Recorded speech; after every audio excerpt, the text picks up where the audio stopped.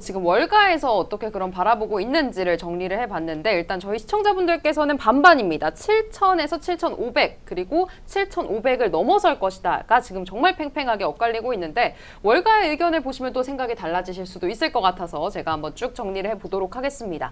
우선은요, 한 방에 한번 정리를 해봤는데 S&P 500 지수가 지지난해 그러니까 2023년도 같은 경우에는 24% 넘게 상승을 해줬고 작년에는 23.3% 지금 2년 연속으로 20% 넘게 꾸준히 올라줬습니다. 올 들어서는 현재 연초 대비로 16% 정도 상승을 했는데 아직 한 달이 남아 있습니다. 그 한 달 동안 4%포인트만 더 높아진다면 이제 올해까지 3년 연속으로 우리가 S&P 500 지수 20%가 상승하는 것을 확인할 수가 있겠는데요. 지난 10년 동안에는 사실 S&P 500의 연평균 수익률이 한 12% 정도였다는 것을 감안해 봤을 때는 정말 지난 2년이 참 강한 해였다라는 것을 시사하고 있습니다. 그런데 내년에 대한 목표치도 나쁘지 않습니다. 가장 높게 제시한 하우스가 도이치뱅크, 무려 지난 거래일 기준으로 했을 때 17%가 넘게 오를 수 있다라고 보는 8,000이라는 목표치가 나왔고요. 그 아래 7,800, 7,500도 있고 가장 낮은 하우스가 현재 뱅크 오브 아메리카가 제시한 7,100포인트 정도입니다. 4.2% 정도의 상승 여력 정도를 남겨놓고 있는 그런 모습인데요. 하우스별로 도대체 어떤 이유 때문에 이 정도의 목표치를 제시한 건지 한번 제가 정리를 해봤습니다. 가장 먼저는 도이치뱅크입니다. 월가 전망치 중에 최상단의 목표치가 제시됐고요. 주된 이유는 계속해서 이 시장으로 자금이 유입될 거고 또 기업들도 자사주 매입을 확대할 거다라는 거였습니다. 더불어서 올해와 같은 실적 모멘텀이 지속될 거다라고 보고 있는데 내년에도 두 자릿수 중반대 수익률을 전망하고 있고요. 기업들의 이익 성장도 견조하고 밸류에이션이 그래서 계속 높게 유지가 가능할 거다라는 것을 기반으로 8,000이라는 포인트를 제시해 줬습니다. 두 번째도 7,800포인트 높은 목표가를 제시한 하우스인데요. 모건 스탠리와 웰스파고입니다. 한번 확인해 볼까요? 먼저 마이클 윌슨 분석가 제가 원리를 찾아라 해서 계속 좀 많이 언급을 해드렸던 내용인데요.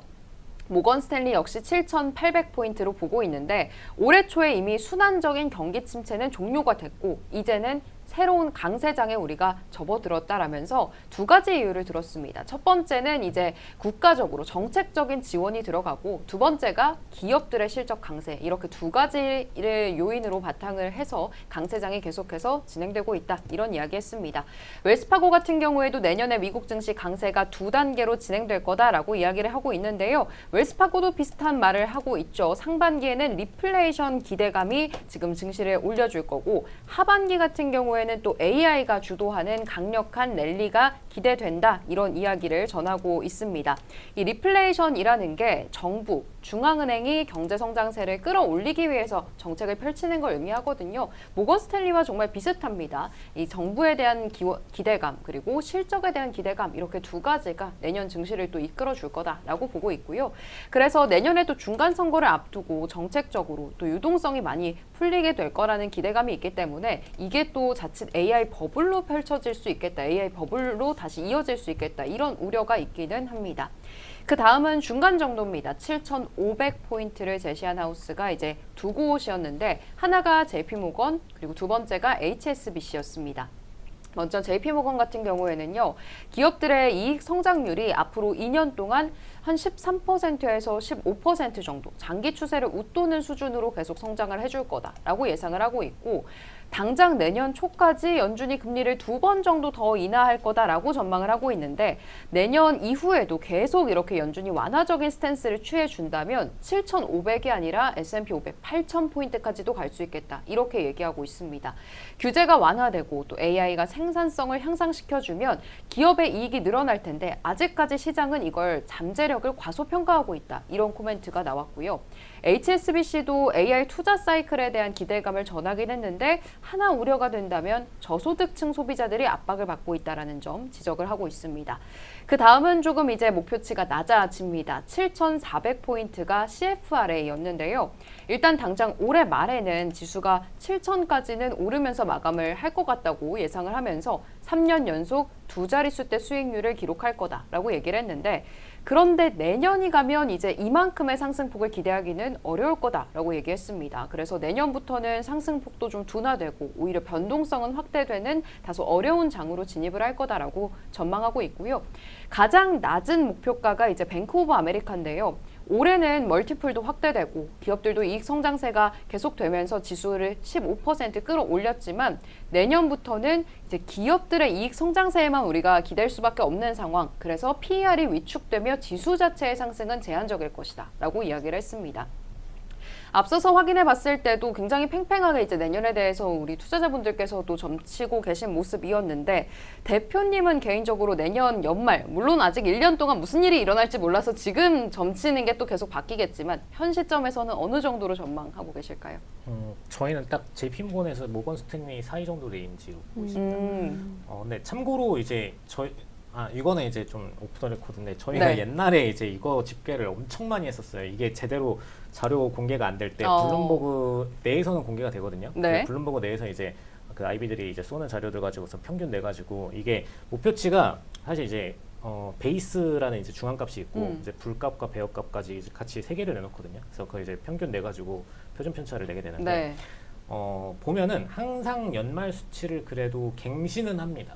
그게 좀 장점이긴 해요. 그래서 이 목표치를 갱신하는 비중이 굉장히 네. 높다라는 걸 참고하시면 될 것 같고 다만 이제 그 레인지를 어쨌든 기관으로서는 보수적으로 얘기해야 되기 때문에 저희는 이제 JP모건에서 모건 스탠리 정도인 이제 500에서 800? 네, 7,700에서 한 800 정도 그 정도를 보고 있는 상태예요. 그래서 그 정도 퍼센티지면 충분히 두 달 연중에는 가능성이 있다라고 보고 있는 상태이고 네. 왜냐하면은 사실 지금 최근 들어서 뭐 조정 받기도 했고 뭐 추가적인 조정이 한 번 더 올 수도 있긴 해요. 근데 그렇다고 하더라도 어쨌든 시장 전체적인 CAGR이 이전보다는 높아진 상태거든요. CAGR이 높아진다는 것의 가장 핵심은 그동안에 이제 기업들의 잠겨있던 재고 자산들이 지금 시중 밖으로 나와서 데이터 센터에 대한 순환이 됐든 AI 관련된 투자가 됐든 빠른 속도로 이제 회전을 하고 있는 상태이기 때문에 그 CAGR은 당분간 한 2년 정도는 유지가 될 가능성이 높다. 어쨌든 기성 기업들 약 11개 섹터의 기업들이 지출해야 되는 금액들이 증가한 상태이고 그 지출 여력이 감소하기 전까지는 어쨌든 이 원장은 누군가한테는 찍히거든요. 네. 그래서 그 원장이 찍힐 가능성이 가장 높은 건 어쨌든 나스닥백에 있는 기업들이 많고 그 기업들 중심으로 뭔가 성장세가 더 도드라질 수밖에 없는 국면이긴 하다. 그래서 어쩔 수 없이 이제 평균 속도인 그러니까 이 기업들의 CAGR 평균 속도에 조금 더 수렴할 수밖에 없어요. 그래서 CAGR 평균 속도 기준으로인 10% 중반대 정도를 보는 게 맞을 것 같다. 그래서 사실 주장 안 기준으로만 네. 따지자면은 JP모건 같은 친구들이 조금 더 맞는 것 같아요. 그래서 기업 이익에 대한 부분, 그다음에 기업들의 기업 이익 성장률 부분이죠. 그래서 이 부분이 사실상 이제 인덱스를 지속적으로 좌지우지하는 핵심 요인이 될 거다라고 보고 있는 상태이고, 이제 이 부분이 만약에 급감하거나 혹은 특정 몇 개 기업에서 뭔가 부채발로 실수를 한번 펑크를 내거나 혹은 네. 이제 아까도 얘기했던 것처럼 오픈 AI 같은 친구들이 뭔가 좀 트러블을 만들어서 정말 이제 리스크 요인을 만든다거나 그런 경우에는 갑자기 급폭락장으로 돌아설 수 있긴 합니다. 근데 그렇다고 하더라도 어쨌든 S&P에 대한 평균 속도는 저 정도는 봐주는 게 맞다라고 보고 있습니다. 네. 댓글에서도 질문이 좀 몇 가지 올라오는데 네, 오늘 질문이 유독 많이 나오는 것 같은데 또 저희가 내년을 예측하기 위해서는 올해가 어땠는지 또 반성이 필요하잖아요. 대표님 하우스에서 작년에 예측했던 올해 연말 지수 어느 정도까지 맞았는지 궁금하다는 질문이 들어왔거든요. 저희가 되게 보수적으로 예측하긴 했었어요.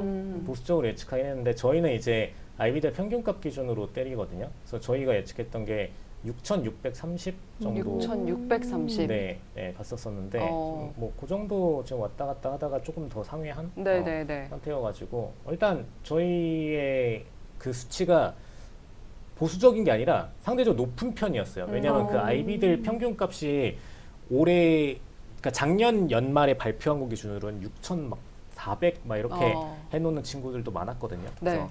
그거 대비해서는 굉장히 잘 움직인 편이다라고 보고 있습니다. 네, 그 말씀을 듣고 보니까 진짜 올해도 뭐 우리가 4월에 그 충격이 있긴 했지만 증시가 참 잘 올라줬구나라는 맞아요. 생각이 드는데 그러면 이제 3년 연속으로 두 자릿수 대 성장을 해버렸단 말이죠. 내년에도 이 정도의 좀 기대감을 갖고 우리가 미국 증시에 바라봐도 되는지 아니면 내년엔 좀 우려할 리스크가 더 많은지 궁금한데 어떻게 보세요? 우려할 리스크보다는 이제 시행착오적인 변화가 있을 것 같긴 해요. 네.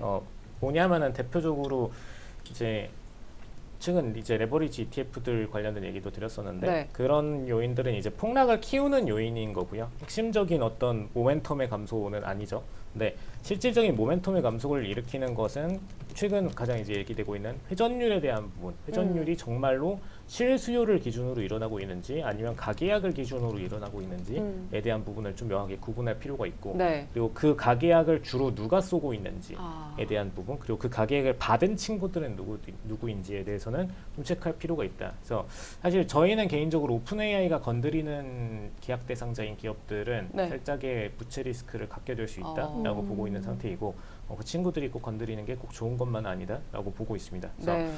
그쪽은 살짝 리스크 요인으로 평가하시면 될 것 같고요. 그다음에 지금 최근 들어서 AI 투자하는 기업들 중에서 패권을 갖게 되는 기업과 잃어버리게 되는 기업이 좀 명확하게 나뉘고 있거든요. 네네네. 그래서 그런 부분들을 좀 명확히 보실 필요가 있고 대표적으로 애플 같은 경우는 완전히 지금 AI 관련된 패권에 관심이 없는 수준으로 가고 있기 때문에 구글 AI를 자기네 내부에다 쓰겠다 이거는 그렇죠.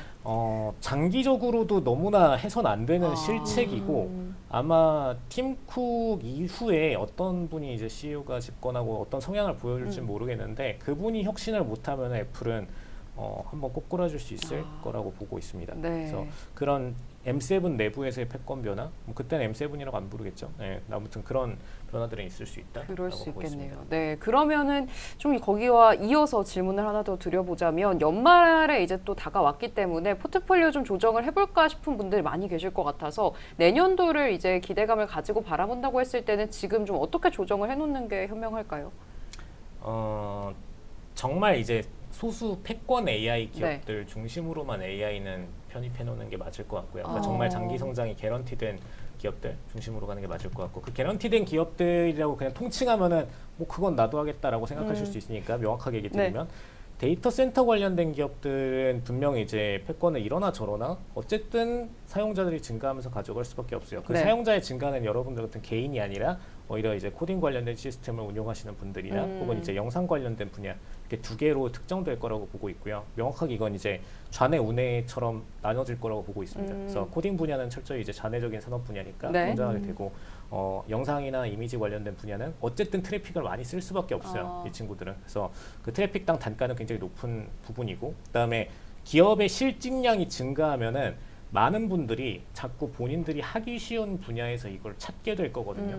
왜냐하면 큰 규모의 어떤 비즈니스들을 일으키는 비중보다는 분명히 작은 것부터 시작하려는 분들이 늘어나기 때문에 그래서 그 과정 속에서 분명히 크리에이터 관련된 비즈니스나 이런 것들은 계속해서 증가할 수밖에 없는 상태이기 때문에 트래픽량은 압도적으로 증가할 수밖에 없다라고 보고 있는 상태입니다. 그럼 대표 기업들이 지금 구글, 엔비디아 뭐 이렇게 봐야 되는 게 맞을까요? 구글, 엔비디아는 어쨌든 뭐 그냥 당연히 가져가는 기업들이 맞을 것 같고 데이터 센터 관련된 기업들 그다음에 엔진들은 신규로 볼만한 기업들은 크게 없을 것 같아요. 오히려 엔진들은 정말 구글을 확실하게 상회할 만한 모멘텀을 갖고 있는 몇 개 기업 정도여야 되는데 사실 지금 AI 관련된 엔진들이 상장되어 있는 친구들이 거의 없거든요. 그래서 엔진 쪽은 크게 볼 니즈가 없다라고 보고 있고 중국 쪽 AI를 굳이 보시려는 분들 입장에서는 정말 대형 클라우드 갖고 있는 기업들만 보시면 될 것 같고요.